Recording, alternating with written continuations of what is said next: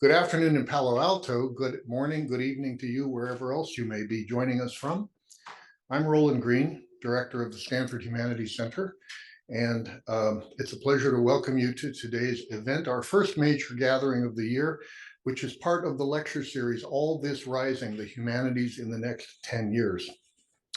In addition to those of you here in Leventhal Hall, we have many more in our online audience, including a number of former fellows whom we're always glad to see again, whether you come in person or remotely. But really, whoever you may be, please consider yourself invited to join us often. The aim of this series, which is one of several that we launched 3 years ago, is to deliver attention to ideas and methods that mark new paths for the humanities in the next decade. The name of the series comes from a poem by Fred Moten in his book, All That Beauty. All this heroic rising above not hearing, and this rising in absolute north against the grain. From the first speaker in the series in 2020, the classicist Daniel Padilla Peralta, to last year in 2022, the political theorist Adam Getachew, who happens to be one of our current fellows. The series deliberately explores work that goes against grains and makes a case for the future, as in today's lecture. Before we begin, I would like to mention to our remote audience that real-time captioning is available. Please click on the closed caption icon at the bottom of your screen, where it says CC to start or stop viewing the captioning. The up arrow next to the CC icon permits you to show subtitles, view the full transcript, and adjust captions as needed. By way of briefly introducing this institution, let me say that the Stanford Humanities Center has two homes. One of them is this building at the center of the campus, where we house a large number of fellows every year working on their own projects. This year we have about 50 of them under the roof. We sponsor 15 research workshops, which together hold approximately 150 meetings a year, again, mostly in this building, to foster collaboration, and we offer public events like this one that are open to the Stanford community and beyond. Our second home is our online platform at shc.stanford.edu, where our community expands to include not only current but past fellows, not only current graduate students, but our past students who are now elsewhere. Not only today's visitor, but past visitors with whose work we want to keep up. And of course, future fellows, future students, future visitors, and a public that extends from California around the world, today including audience members from 14 countries. Two of the activities that I said were located in the physical building, the workshops and the public events, also take place in the virtual space, often to populations that far exceed our capacity in this room or any of our physical spaces. You are here today because you're interested in our speaker's topic, Humanities Futures.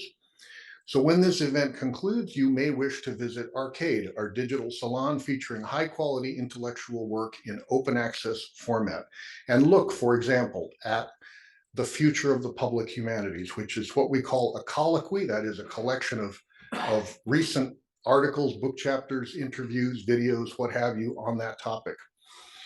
As we envision it, our two homes come together in a new SHC where high quality meets open access.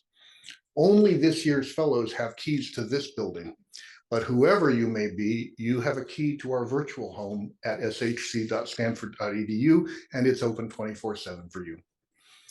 Now, before I introduce Professor Fox, I'd like to remind you that there will be an opportunity for Q&A after the talk, and I hope those of you here in Leventhal Hall will stay for the reception in the outdoor space behind me. And for the members of our virtual audience who would like to submit a question to the speaker, please use the Q&A feature in Zoom, and we will do our best to get to it following the lecture. Also, please note that today's lecture is being recorded. At a time when the need for an affirmative demonstration of the power of the humanities is as urgent as it's ever been, it must be fitting to welcome one of the UK's leading advocates for our disciplines, as well as a scholar of propaganda who knows how to propagate or spread the word. Joe Fox of the University of London. A scholar of how information circulates, including mis and disinformation, psychological warfare, rumor, and someone who has spearheaded projects that address issues relevant to our own time, such as COVID vaccination denial. Professor Fox spent much of her career as a historian of modern Europe at Durham University, where she was the first female head of department and racked up a few other firsts. A few years ago, she arrived at the University of London and was quickly elevated to her current role as Pro-Vice Chancellor for Research and Public Engagement and Dean of the School of Advanced Study, the nation's center for the promotion and facilitation of research in the humanities. And I'm proud to say a partner of the Stanford Humanities Center. The School of Advanced Study has 8 research institutes, a host of centers, and several internationally recognized research libraries, and organizes the UK's only National Festival of Humanities Research, Being Human, which involves a staggering number of activities across the country, often rooted in local cultures and institutions. As a connector, instigator, and public voice, Jo Fox occupies a unique role in the worldwide landscape of humanities research. And for a while, it's been one of my priorities to bring her to this series for her first visit to Stanford, and I'm glad to be able to realize that plan today. It's been a pleasure to have you for the week, Jo, and we're really looking forward to hearing you about Humanities Futures.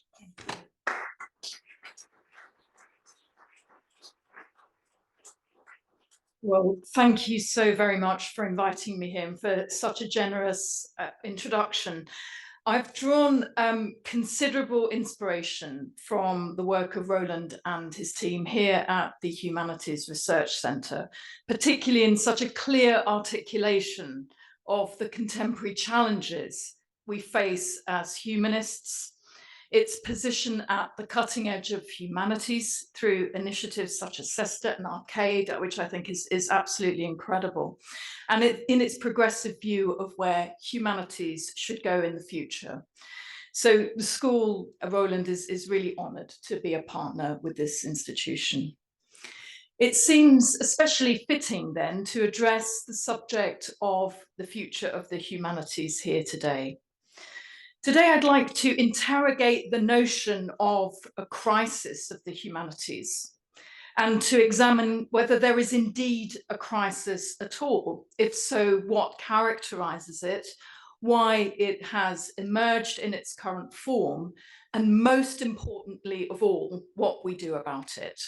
And I'll focus primarily on the work going on in the UK, since that's the context where the school operates, but hopefully some of the points I'll make today will resonate.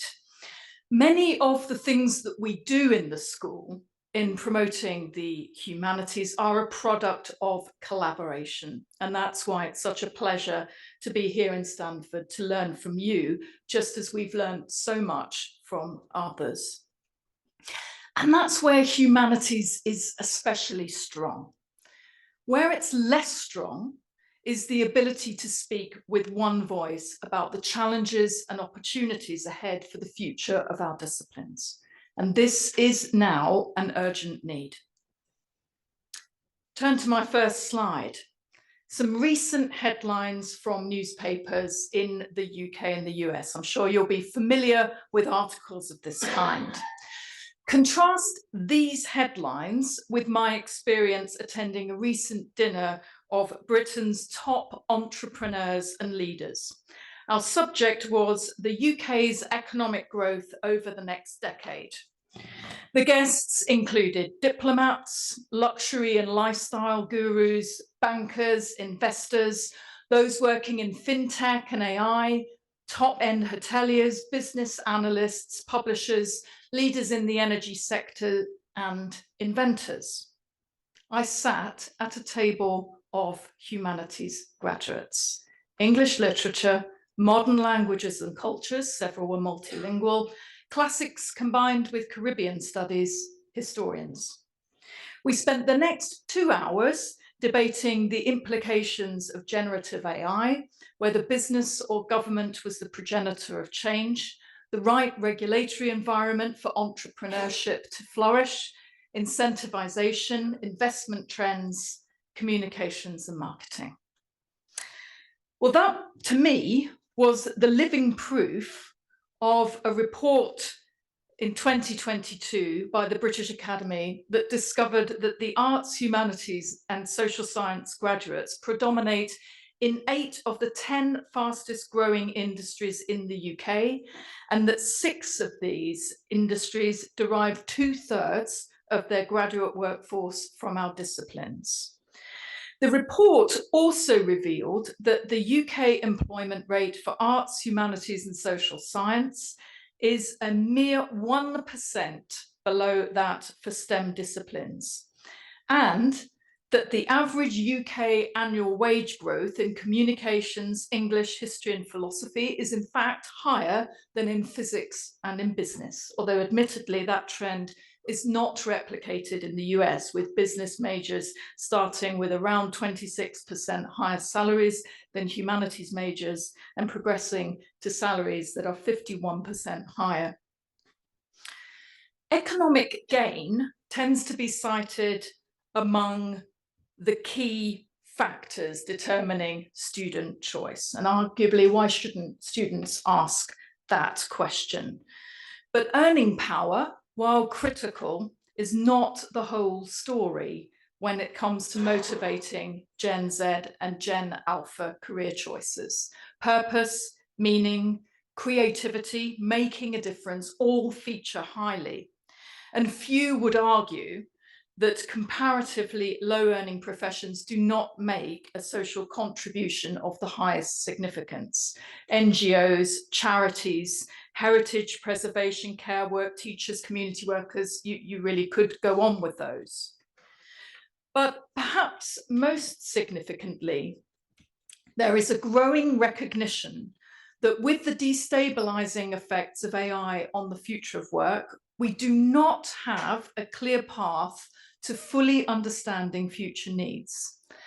In 2018, the Quality Assurance Agency for Higher Education in the UK wrote that, quote, educators are often tasked to tackle the wicked problems of preparing students for jobs that don't yet exist, using technologies that have not yet been invented, and spotting and solving problems that we have yet to identify clearly.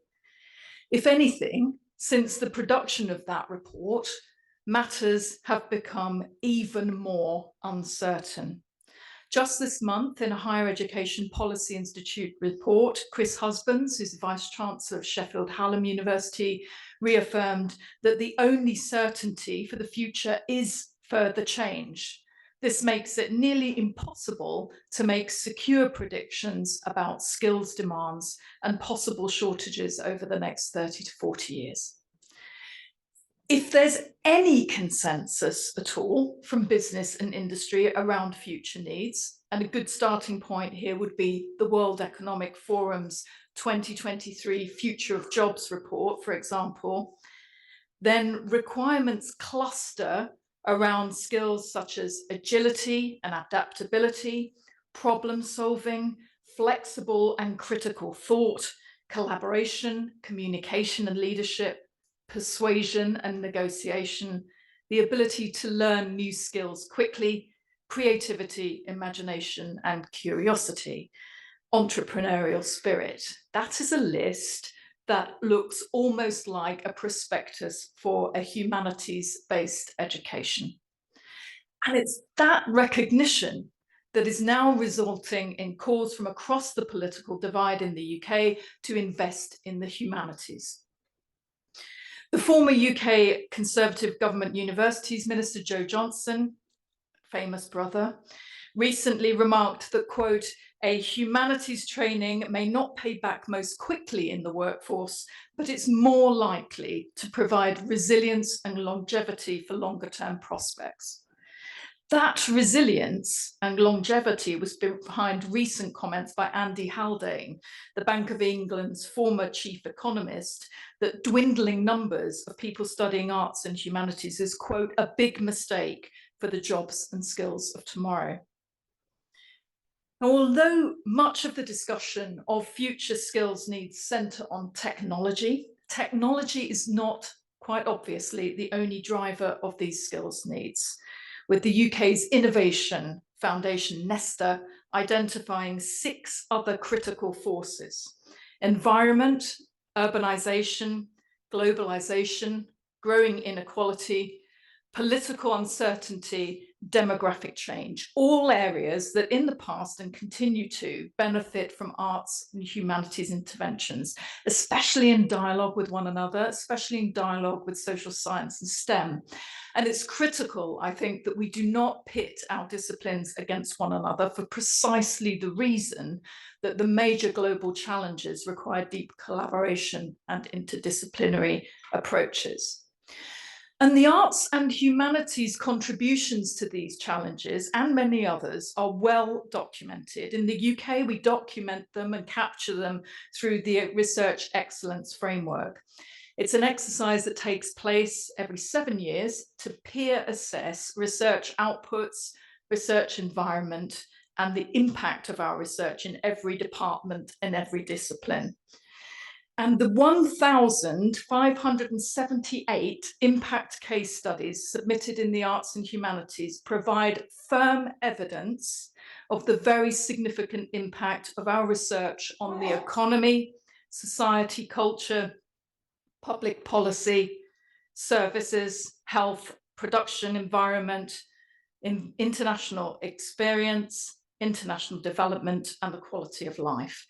And if you are interested in looking at these, this is not a great interface, but it is a fascinating database. You can go on and look at every single one of these case studies in this database. I've just popped medicine in the top there. If you filter by something called Panel D, you will bring up all 1,578 of those impact case studies in full. And so you can really use them as a source for looking at impact. And I'll say more about impact later. Well, with all of this, one might be forgiven for concluding that the humanities are strong and that the humanities will play a significant role in the future in terms of graduate employability, training, next generation skills, and solving global grand challenges. But despite this, we're often confronted by calls to deprioritize a humanities education in favor of STEM, or in extreme cases, to defund the humanities in our universities altogether. Falling numbers are leading to the deforestation of the humanities in higher education, with department closures and some local areas having little access to higher level courses in the humanities. So what exactly is happening? The first thing to say is that the value of the humanities and the value of a college education have, certainly in the UK, been conflated. We're caught in the middle of a multi-layered political debate: culture wars, serious pressure on public services, repositioning of the school curricula to focus on vocational skills, the value of a college education versus a vocational education, the pressures on the economy and a so-called skills deficit, the individual cost of higher education in the midst of a cost of living crisis. It's very unlikely that in the UK, and I imagine in the US too, a vehement defence of a humanities education, let alone research, would be a vote winner. Higher education as a whole struggles to compete for attention in the political landscape. And when we do receive any kind of coverage, it tends to be of the kind that stresses culture wars, no platforming, failure to address freedom of speech issues, inflated senior salaries. Universities in the UK are facing a tough time in the court of public opinion.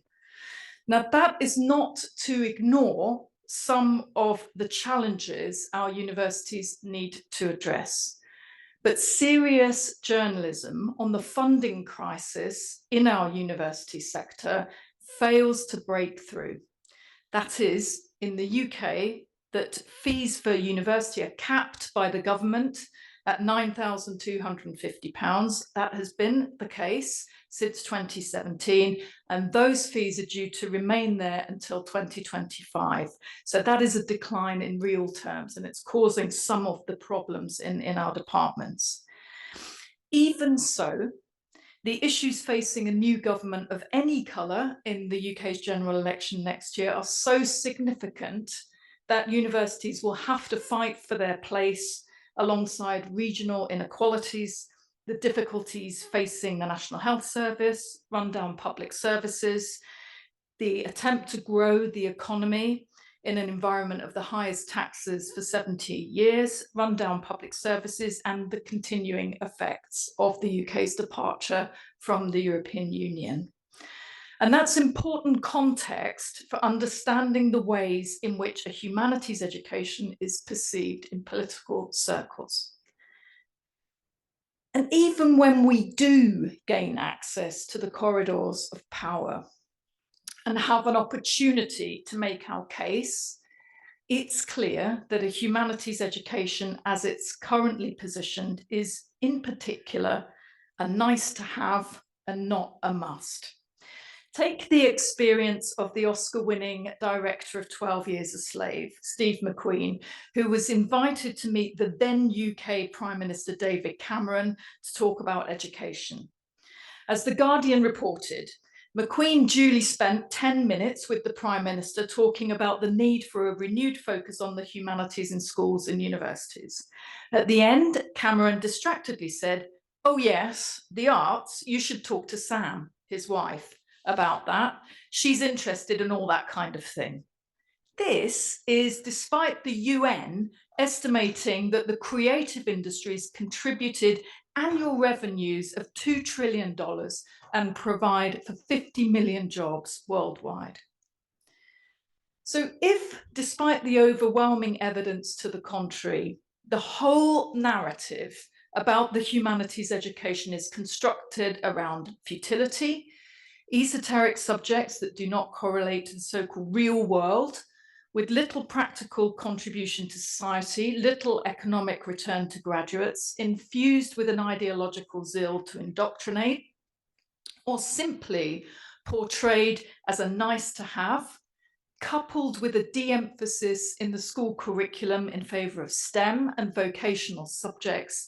And it's understandable that we're starting to see that student choice, and in particular parent influence, may flow from that.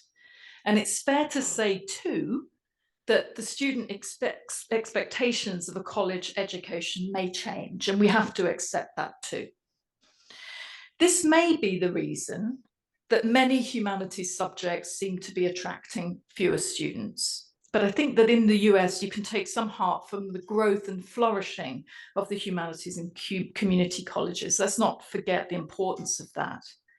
Let's go back to that issue of declining numbers. Take English studies, for example. Between 2012 and 2019, the number of first-degree full-time undergraduates across English studies in the UK fell by 20%. You can see a really even steeper decline in part-time students there too. And it's a similar pattern, I think, in the US, with admissions to English studies major falling by a third. And what's particularly telling here is that there are uneven patterns across UK institutions. In the UK, with elite universities continuing to attract students, whereas other institutions are really struggling with consequent closures or restructures. Moreover, there's another issue for English studies in the UK too, and that is that the ethnic diversity of UK domiciled students in English studies is not representative of national ethnic diversity. 83% of those students identified as white. And although much has been done to diversify the humanities in the UK, it is clear that there is an awful long way to go, and we just do not have the time.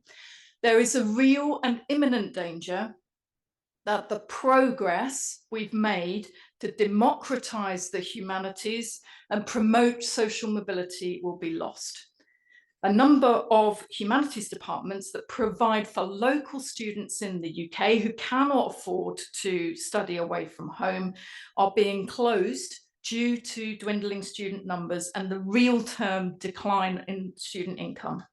And it's certainly true in my own case that I wouldn't be standing here today if it had not been for the massification of higher education. I think one doesn't have to go back too far in time to think it almost unimaginable for a woman from the East End of London, from an inner city state school, to be giving a lecture at Stanford. With all of these pressures and tangible evidence that point to a decline of some kind, it's understandable that many have proclaimed a new crisis of the humanities. But as with most events that we live through, there's a tendency to think that what we're experiencing is a new phenomenon, that the crisis that we are experiencing is the real crisis. Yet there's much evidence to suggest that, in fact, in the English-speaking world, over the past 50 years, as the historian Peter Mandler has found, the proportion of students studying the humanities at university has hardly changed. Indeed, he notes that, quote, by any measure, the humanities have weathered the transition better than the sciences. Their position has actually remained remarkably stable since the 1950s. And this has been most recently borne out by the work of the US humanities indicators and has been replicated too in Australia, where there have been more stringent measures to control the humanities, such as increasing fees for the humanities whilst allowing for a decrease in fees for STEM subjects. But that has not deterred students from applying. Indeed, in Australia, first preferences for society and culture degrees were up 25% in Queensland, up 5.7% in New South Wales, with over 2,000 more students applying in New South Wales than in the previous year, despite a 113% fee hike. And it could well be that students have read the higher price as an indicator of quality, or simply that the desire to study these subjects trumps the increase in fees. What's particularly compelling about Mandler's analysis, I think, is the omnipresence of the narrative of growthism and a continued push towards science and technology throughout the past half century, whether as a direct result of the Cold War arms race, the economic decline of the 70s, the economic growth of the 80s, or the tech revolution. Within that context, the resilience of the humanities is remarkable, driven in part by the shift from elite to mass education, the entrance of women into higher education in greater numbers who tended to lean towards the humanities, and above all, student choice. Regardless of government drives to push more students towards STEM, students, according to Mandler, have always had their own ideas of what to study. And what they choose is not simply determined by human capital or the individual financial return on their investment in their studies.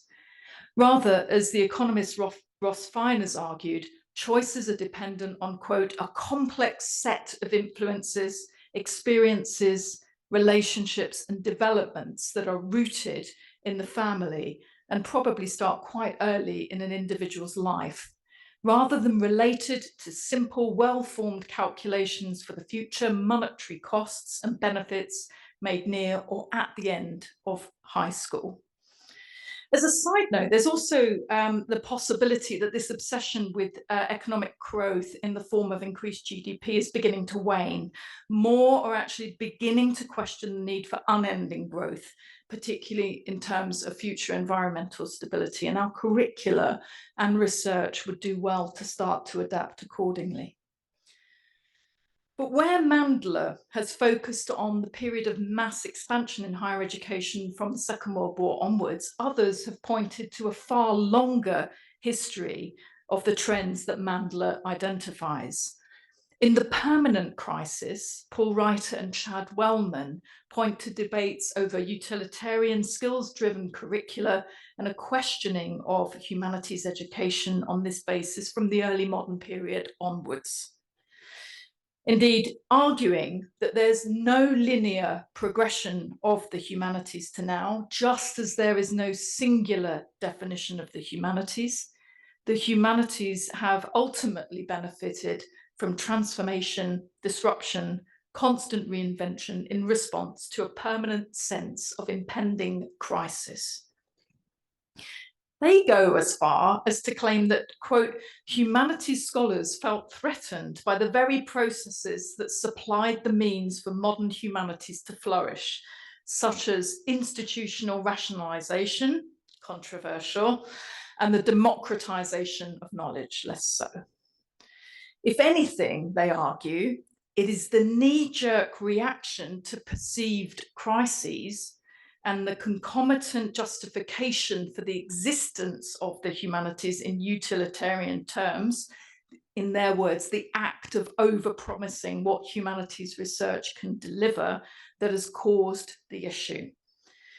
We may want to debate whether we want to limit our ambitions in that way.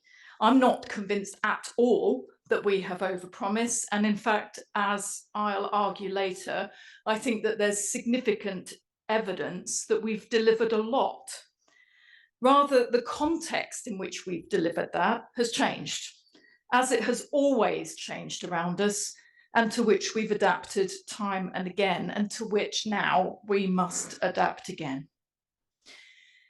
It's that contextualization that is the real curiosity for Mandler, Reiter, and Wellman, that humanities scholars, perhaps more than any other group, ought to be able to contextualize and to fully understand the historical trends, and why, in Mandler's words, humanists have not been able or willing to recognize their own sustained success. Now, there's no denying, I think, that there are fluctuations in student choice and that some of that decline is real. But Mandler in particular urges us not to overreact, rather to have more confidence in what we offer. We should stop at the very least and ask ourselves, is there a chance that we're making things worse by declaring a crisis? If perceptions matter, ought we to make a more concerted effort to come out on the front foot, think about how we adapt and renew, how we reposition ourselves and articulate better and to wider audiences what the humanities do and will continue to provide, rather than hand-wringing, over-analysing and perhaps misinterpreting the wider trends. After all, as Mandler warns, the moral of the tale of the boy who cried wolf is that ultimately the wolf did come to eat the boy. So that is exactly the challenge faced by my own School of Advanced Study. So the School of Advanced Study, as Roland has said, is the UK's National Centre for the Promotion and Facilitation of Humanities Research. And part of our role is to advocate for the importance of the humanities to national life and to global understanding of what it means to be human. And as you might imagine, over recent years, this part of our work has increased exponentially. And we've been working much, much more explicitly to promote the vital impact of the humanities. And in doing that, we've engaged many different communities across multiple sectors. Quite often communities we almost never engage with or speak to, in order to build an understanding of the work that humanities can do and the difference that we can make. In short, we feel that we're helping the humanities to move forward in a very challenging environment. So we work quite quietly sometimes to promote resilience and responsiveness, to support directly humanities departments facing turbulent environments, rapid change and major challenges. And we've been supporting our colleagues across the UK to rethink and reposition humanities research, and increasingly the curriculum, including training, refocusing the doctorate, ensuring humanities provision is fit for present and for the future, and most importantly, supports a strong talent pipeline. So I'd like to share with you some of the things we've been doing in collaboration with others to challenge that dominant narrative, to make sure that decisions made about the arts and humanities are made from a position of fact, not political whim, and to engage the public, policymakers, funders, charities, and even in some cases our own institutions as to what the humanities are now and what they can be, rather than what some partisan commentators make us out to be. And I'll share some of the lessons we've learned in the hope that at least some of it might be helpful and promote the possibility that humanities scholars, despite the obvious differences in local circumstance, might speak more clearly with one voice about these issues, since I think it's the one concrete thing that we ought to do and should be doing. So one of the most powerful activities that we've undertaken in recent years has been to work with the National Funding Council for the Arts and Humanities, the AHRC, to share the value of arts and humanities research to social, cultural and economic life, to well-being, health and climate, among many other things. And we've been holding a series of events across the UK where we invite policymakers, community groups, politicians, local and national, businesses, industry leaders, healthcare providers, the scientific community, and many others, to encourage greater collaboration between sectors on critical issues, and to make those who may not have engaged with humanities researchers at all aware of the centrality of arts and humanities research to the many challenges that we face, what humanities research can add to their own work, and encourage them to approach us more often to collaborate.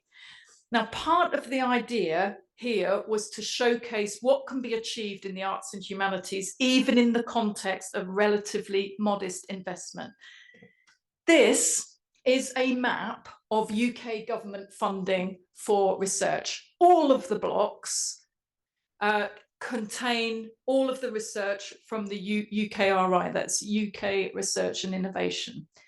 If you're sitting at the back, you're going to need your strong specs here. The two little orange blocks at the top represent arts and humanities research in the UK.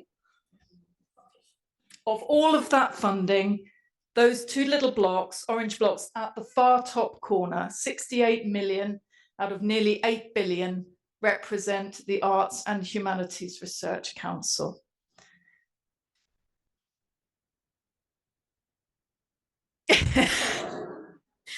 It's not that far off, actually, and it comes back to some of the economic challenges that I was describing earlier. But that is the context in which they're working. So what they achieve with that money is really quite significant, and it's important that we speak with that council to promote arts and humanities research. Most importantly, those events were constructed deliberately in order to engage with those who may not have encountered humanities research in action before. Now, to give you a kind of flavour of this work, I'd like to show a short film from an event we held in partnership with the Francis Crick Institute. The Crick Institute is the UK's leading biomedical research institute in the heart of London. Importantly, this event, and you'll see him in the film, you can see him there, this event was headed up for us by the Nobel Prize-winning geneticist Sir Paul Nurse. And that underscored the importance of having others speak on behalf of the arts and humanities, not just us, but others speaking to it. And I'll just play that film. Fingers crossed it works. We've tested it out. When we think of issues in health, we often think we're turning to medics and the Medical Research Council. They have a huge role and a huge amount of funding to look after people's health. But there are many other contributions that can be made by partners in areas like the arts and humanities. So today we've brought people who've been funded by the Arts and Humanities Research Council together at the Crick Institute to look at some of the impacts of their research. What is it that they're doing that's really contributing to improve clinical practice, to improve the lives of dementia sufferers, to think of ways in which patients are benefited from the sorts of skills and capacities that we have in the arts and in the humanities to bring that research to people's lives. My name's Cathy Treadaway, and I'm Professor at Cardiff Metropolitan University, and I'm the Research Director of Hug by Laugh. And I've brought with me Hug, and Hug is something that we developed through our AHRC-funded Laugh project. And the Laugh project, the key aim of the Laugh project was to develop playful handheld objects for people living with advanced dementia. And one of those devices was Hug. And Hug was made for a lady called Thelma, who lived in a care home in South Wales, who was on end-of-life care. And we developed the prototype Hug and gave it to her, and it clearly gave her comfort instantly. But when we went back after 3 months, the change in her was phenomenal. She was up and out of bed, and she was socialising with other residents. And even more astounding was that she lived with a good quality of life for a further 9 months. So the Intercalated BA in Medical Humanities is a one-year elective degree that we teach to our medical students at the University of Bristol, and it consists of English literature and philosophy, and it gives students a kind of different way of learning and a different way of thinking that isn't based on lots of information and facts, but rather on more open-ended and speculative work that they do with us. And this seems to offer them, or does offer them, by their own account, considerable benefits in their work as clinicians. So the Branching Out project builds on eco capabilities, which was also funded by the AHRC, which looked at how we can support children's mental health and well-being through arts in nature practice within schools. We were concerned about the increasing problems with children and young people's mental health, and the fact that schools were increasingly expected to support those children, but with few resources to do so. So trying to think about how we can build capacity for schools and support teachers, teaching assistants and head teachers to support the children and young people in their care. I'm Christina Victor from Brunel University, West London, and I'm representing the Enliven project. The Enliven project is setting out to engage people with dementia and their carers in the visitor economy, so enabling people with dementia to visit the kinds of visitor attractions that we take for granted, such as national parks or royal palaces, local activities in their community. Arts and humanities researchers bring a huge diversity of approaches, skills, resources, methods, which I think are really key to tackling some of these major health and wellbeing challenges that we face in society. The huge volume of numbers of users, things like waiting lists, things like access to services are a real challenge, particularly for people living in the poorest areas. Arts and humanities scholars have real expertise in thinking about how best to solve those complex problems. I suppose going forward, what we really need to ensure is a sustained funding for arts and humanities-led research, but also to think innovatively on how that research can be scaled to meet national priorities like tackling health inequalities. Across all of this, we need to ensure that the creative method helps bring communities, community engagement, the voices of those with lived and felt experiences, and put them and embed them really at the center of the work that we've seen today and moving forward.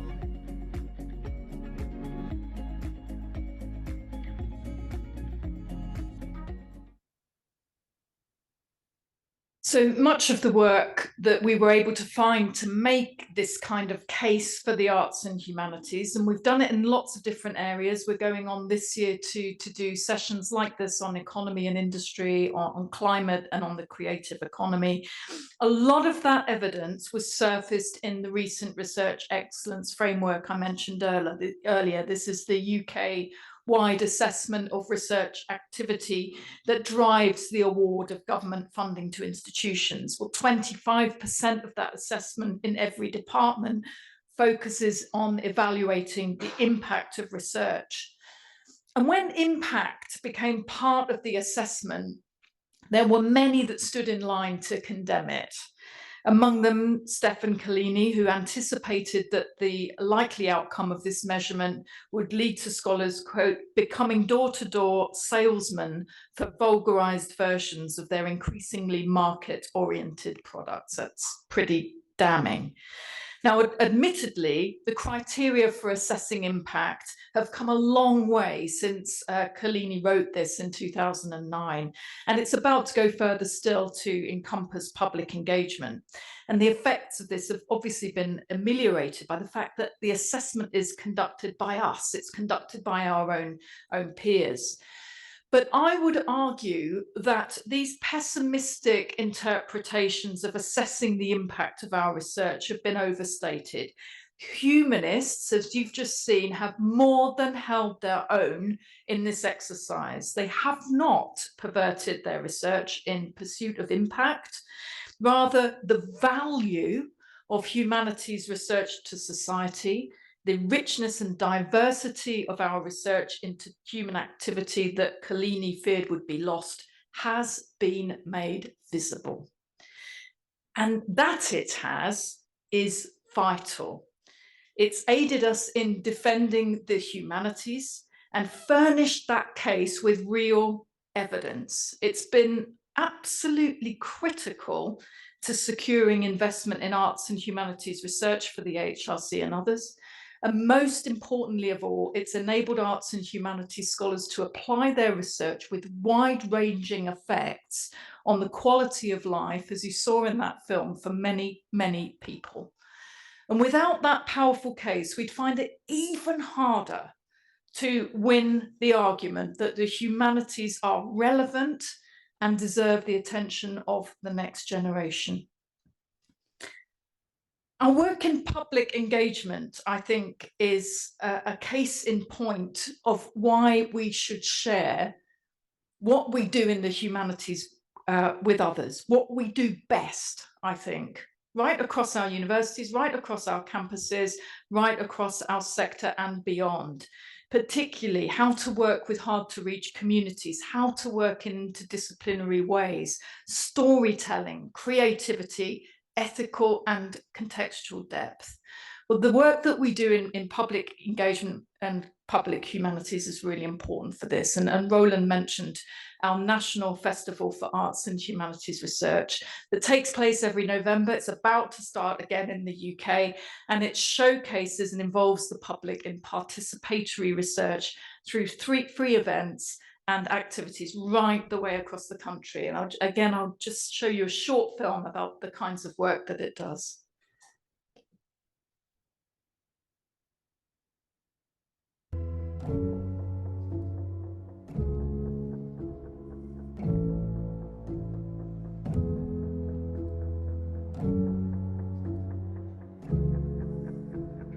Whether in relation to our political systems, where we live, how we work and spend our leisure time, or the planet and the environment, the current historical moment offers an opportunity to rethink, to reimagine, to renew. The 2021 Being Human Festival explored renewal, and so communities across the UK and beyond come together for 10 days of activities celebrating creativity, culture, and the importance of the humanities. In my lifetime, the humanities have never been more important than they are now. I think we are thinking of the human condition more now than we've ever done before.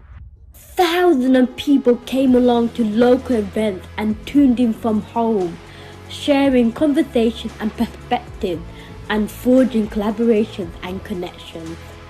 241 events were led by researchers at 64 universities and research organizations, in collaboration with over 140 community and cultural partners. A national festival by virtue of being local. Events took place in 51 towns and cities, from Stoke-on-Trent to Sheffield and Bangor to Birmingham.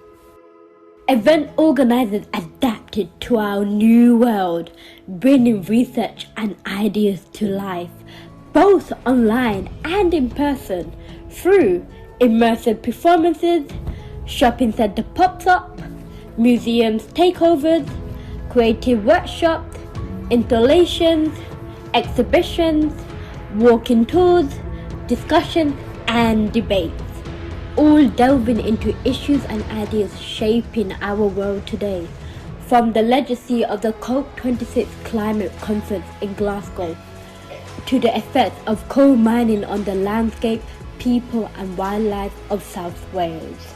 This year's festival helped us to get to the heart of being human in our world today, and to inspire hope for change, renewal and brighter futures.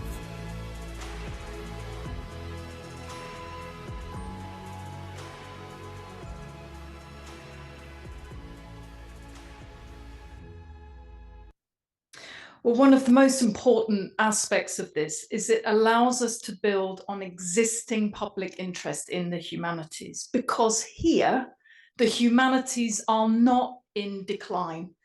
They are actively thriving by any measure. Working with communities in ways that value different kinds of public expertise and knowledge, where knowledge is openly shared, exchanged and put to work in tackling problems through the lens of lived experience, is a compelling expression of the unique capabilities of the humanities. It is also a powerful means of reasserting the social and public purpose of the university as a whole, that can often be obscured by the relentless drive for numbers. Because the relationships here can only work if they're built on trust, public humanities approaches are a means by which trust in the humanities and the place of a college education is regained. For, as we've seen earlier, almost certainly that's taken a blow in recent times. New hierarchies of knowledge and value are established, and the public is invited in rather than excluded. But that's not just about the public. The public humanities approach can help us to reimagine the curriculum so that it becomes a part of how we teach, how we co-produce research with communities, and anchors arts and humanities in society. I'd like to return to Reiter and Wellman's central finding that humanities have been resilient because they have adapted and renewed themselves, and to Mandler's contention that the humanities have continued to appeal to college students due to the ways in which they speak to contemporary identities, to the concerns of new generations, and ultimately what it means to be human. And here I think there is a genuine opportunity for a transformative shift that will appeal to a new generation. And it is to the global and to the engaged humanities. A recent submission from the Arab world to the World Humanities Report rightly placed particular emphasis on valuing a global approach to the humanities, one that recognizes global entanglements, shows the multiple histories, and provides a fuller and more inclusive understanding of the human experience. It is a humanities that recognizes race, facilitates genuine global collaborations, identifying the structural obstacles that obviate those collaborations and participation, supports multilingualism, and thickens our diasporic networks. Our students and researchers of the future already want to see a far more aware, far less Western-centric approach. They are already looking at programs designed both to fire the imagination and respond to new student demand in emergent fields, such as environmental humanities, public humanities, digital humanities and AI, social justice, equities, well-being and globalization. Take those nester categories of change: technology, environment, urbanization, globalization, growing inequality, political uncertainty, and demographic change. Humanities would benefit from a think tank to mobilize humanists to contribute to policy formation and public engagement with these critical issues. And that's what we plan to build in the school over the next few years. We might also ask what a humanities curriculum based around these themes and framed in interdisciplinary and creative ways might look like. What does it look like to create opportunities at scale through the student, researcher, citizen co-production of new knowledge and thinking? Can we build new teams of researchers and students infused with the kinds of engagement that public humanities approaches can bring as part of our standard educational offer to all students? And it's really important that public humanities work across universities is joined up and not fragmented. And there's a real danger that the effects are dissipated if they're not. Within that, I think we'll see an emphasis on the creative humanities with intersections with the creative economy, the disruptive humanities, with experimental humanities, with programs that combine subjects that have traditionally not sat together. And there's also space for more socially purposeful learning driven by the humanities. Student philosophers at King's College London, for example, ran programs at Belmarsh. That is one of Britain's highest security prisons. 30% of that cohort had not completed any formal education of any kind. Now, all of this will not be new to you, I think, at Stanford. You're already on that path with far more expansive view of the humanities. But all of this needs to become far more mainstream in how we teach the next generation. And it may well be that doing that will ask us to structurally change the traditional organization and categorization of our disciplines, their traditional points of origin and reference, which have actually changed very little, and particularly how this relates to the need to become increasingly interdisciplinary in our approach, method, and focus. Does the way we organize curricula, our departmental structures, our research collaborations need to be rethought or disrupted? And if so, how do we do that without losing our disciplinary foundations and necessary specificity? That would be expensive and risky, but there may well be significant benefits to rethinking our structures if we're to meet the new social agenda. And it may also be time to rethink our approach to graduate education. One of the pieces of work we'll be undertaking this year is to suggest reform to the PhD programme to prepare our graduates for a wider choice of career and research opportunities. And change the assessment to reflect that reality, not least because we know that the pathway into an academic career is narrowing, and also because we see the real value of a doctoral level education to all kinds of pathways that have real and profound impacts for the individual and for the profession they choose. So we have this year introduced a practice-based humanities doctoral programme in the school that we hope might serve as a model. And that's assessed on a wider range of outputs, including publication, public humanities work, policy papers, digital humanities outputs, and so on, exhibitions. But we won't have an undergraduate or graduate students at all if we ignore the earlier stages in the educational pipeline. So one of the things that we must do is to engage children in the humanities at a time when it is being deprioritized in the curriculum. And that is talking to students, doing work in schools and with parents. Where this has been done effectively, the change can be remarkable. So, for example, classicists went into school some 20 years ago, and entry into public examinations in classical civilization entries are at their highest now than at any time since 2004, and in ancient history at their highest for 20 years. Equally, a commitment to expanding language learning in schools by the Welsh Government is effectively being driven by an undergraduate student-led mentoring scheme from humanities departments across Wales to tremendous effect. It's one of the few places in the UK where language learning is on the up. And that bucks the trend, in national trend, in declining language take-up. My last film just gives an insight into this, and I'd like to play it partly because it so beautifully captures that joy of language learning and what it brings.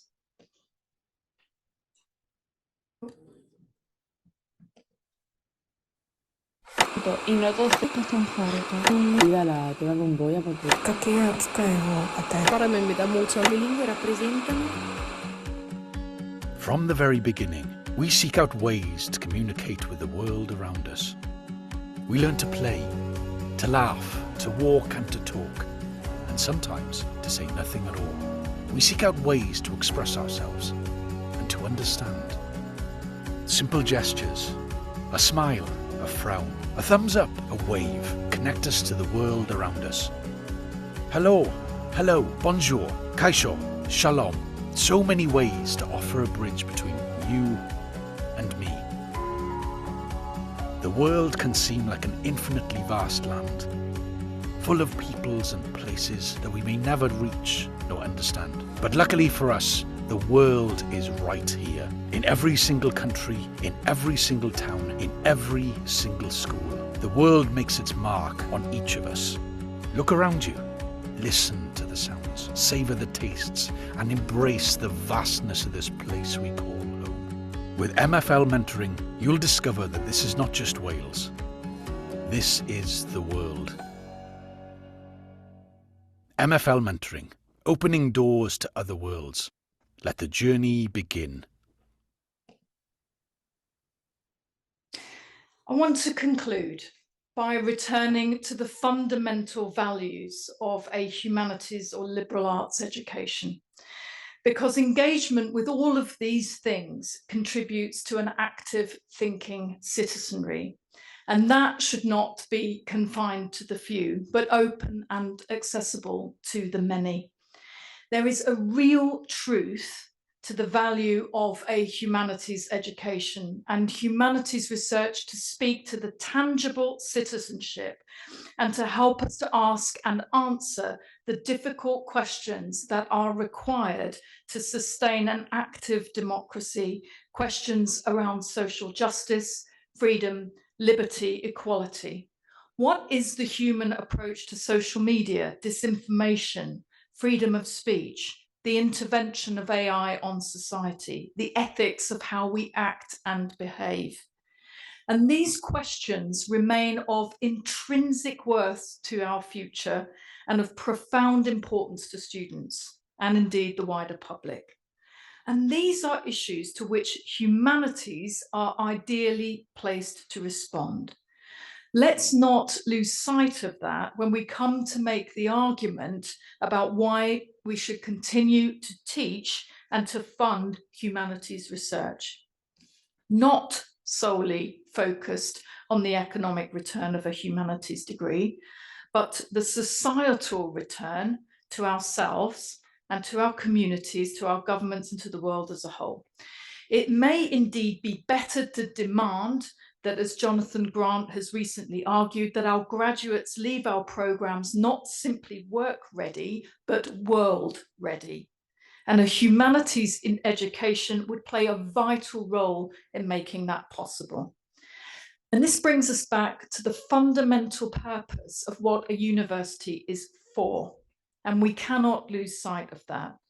It's not only time for us to lean into this debate, but to lead it. Or as my boss recently said, we should be making the weather, not just dressing for it.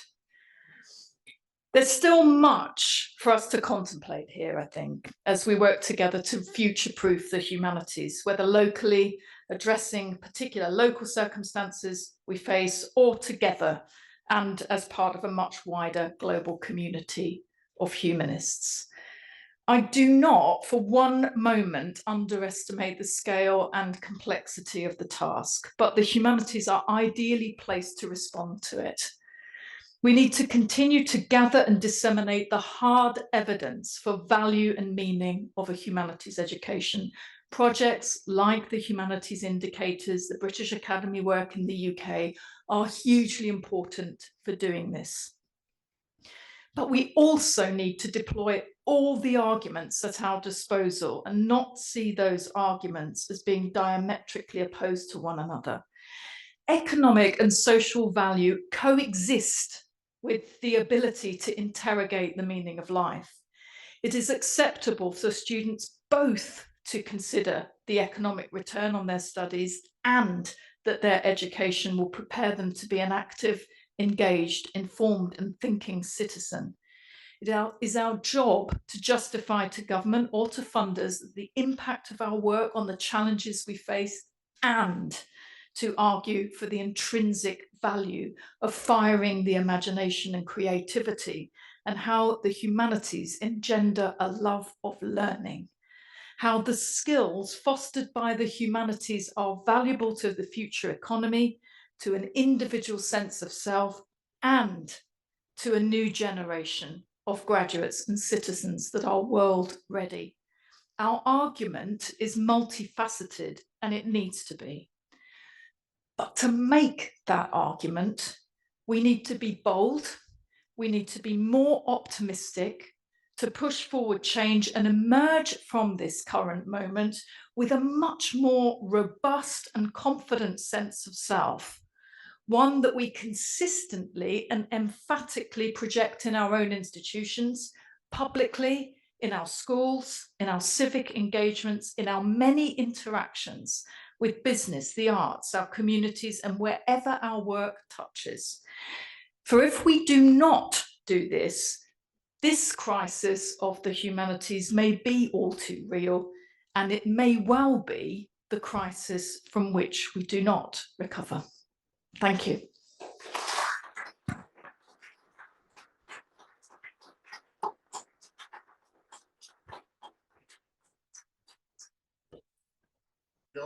Yeah. Yeah, love to.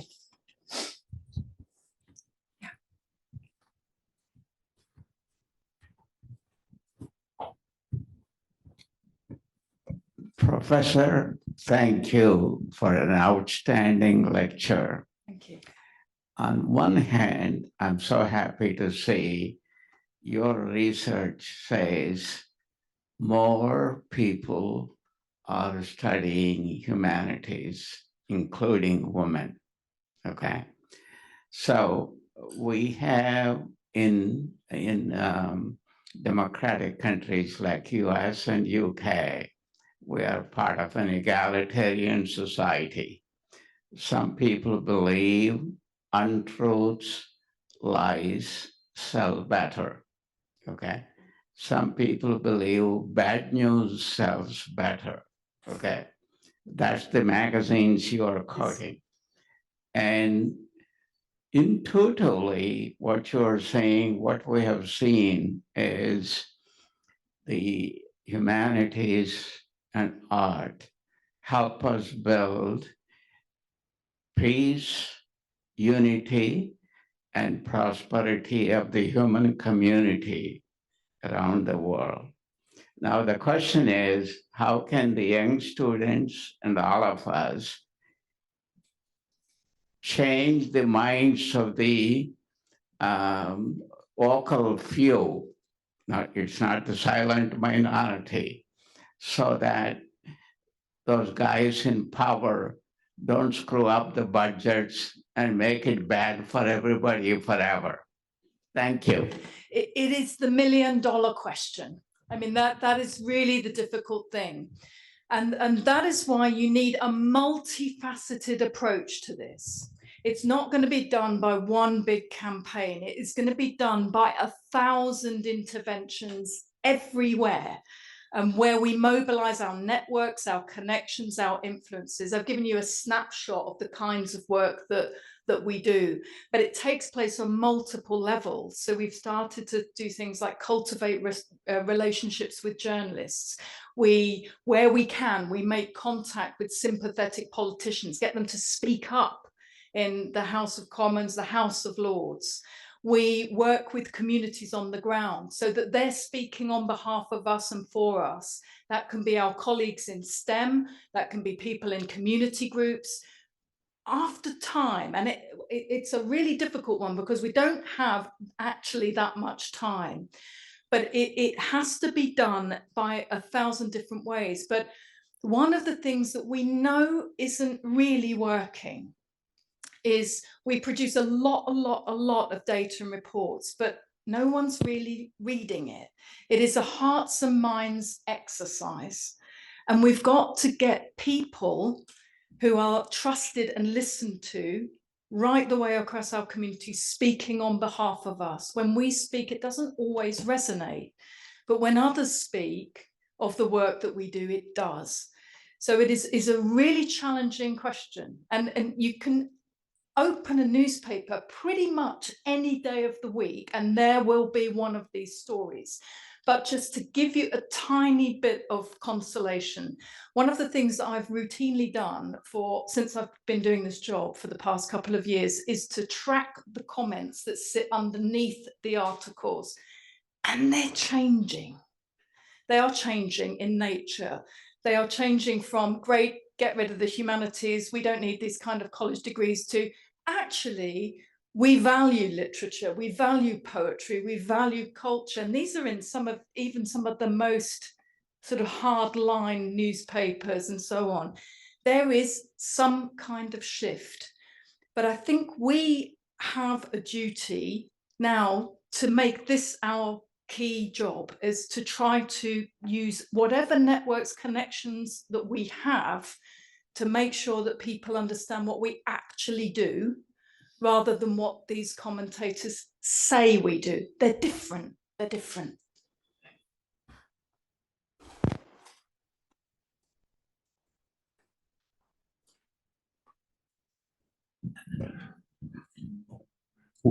What percentage of high school students go on to higher education?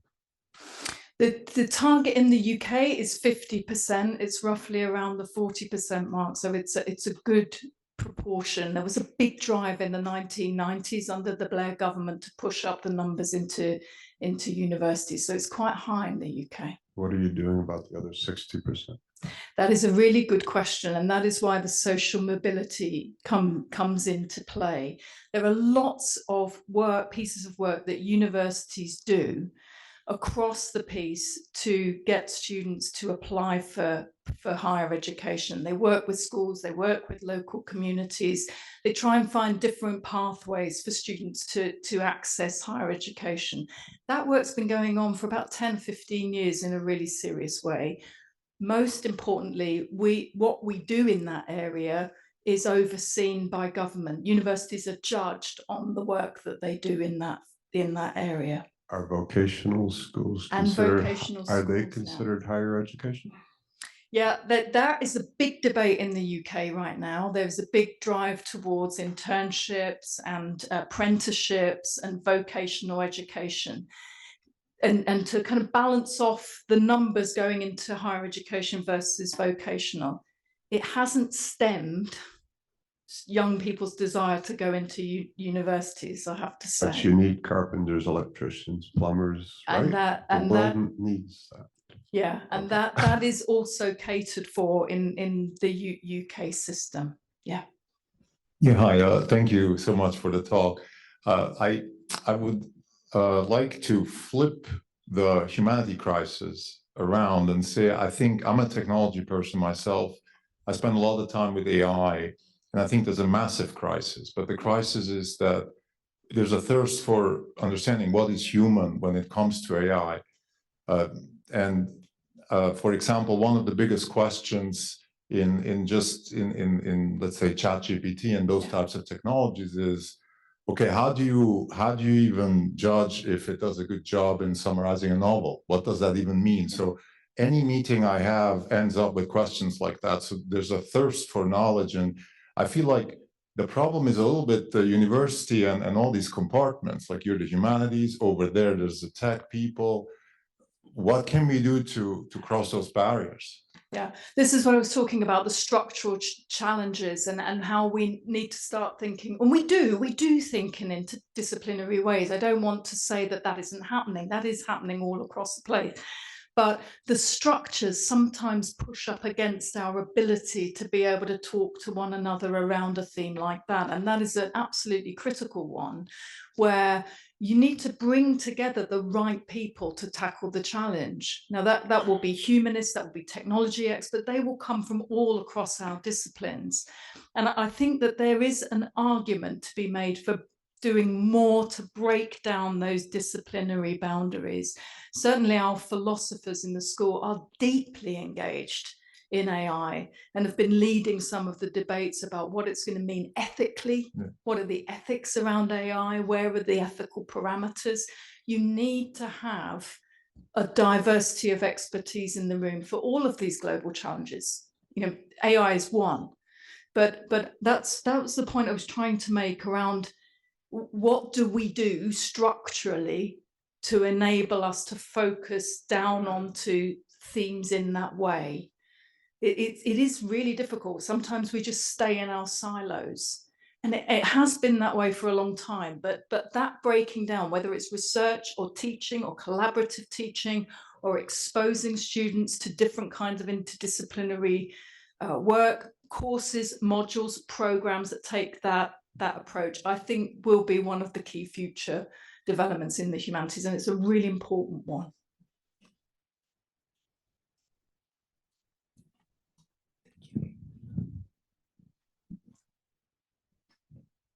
Joe, let me ask one of the questions from the remote audience. And this question actually touches on not only your public role, but your research interest. Okay.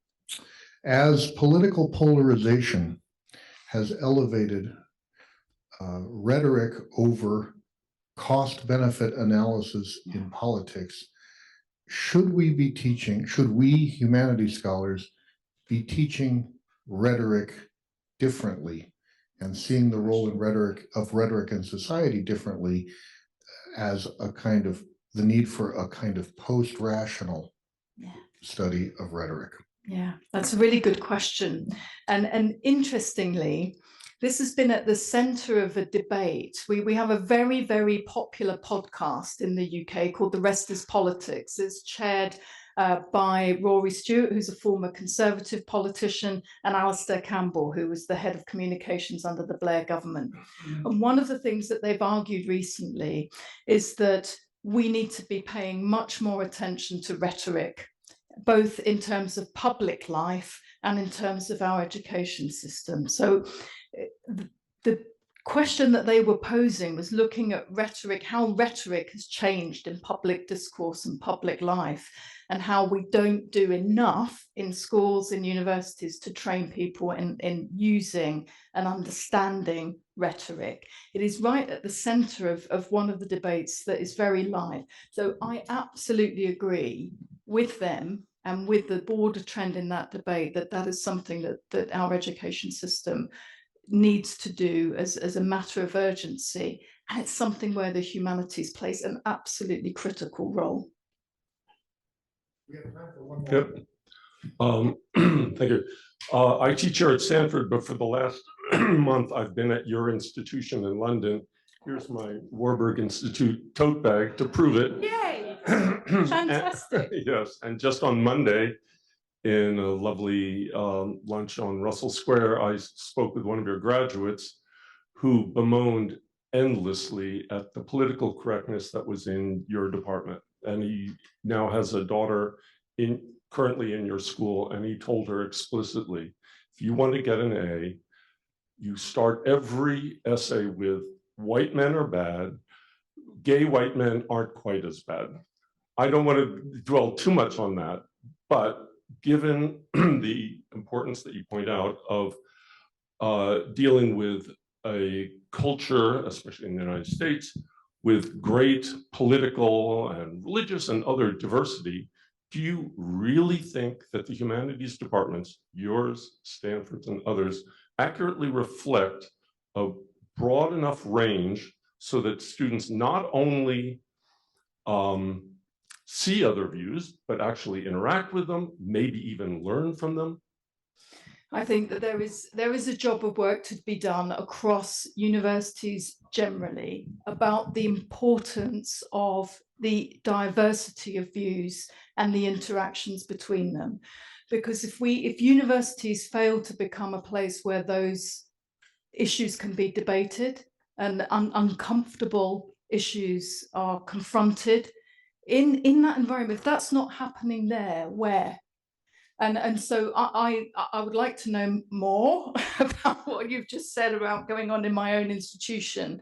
But I think having a commitment to debate, discussion, where ideas brush up against one another, that is really the important part of a fundamental educational experience. I think it is important that we hold on to that, even in challenging times, and perhaps especially so in challenging times. So you're disinviting speakers? We do not disinvite speakers. Good.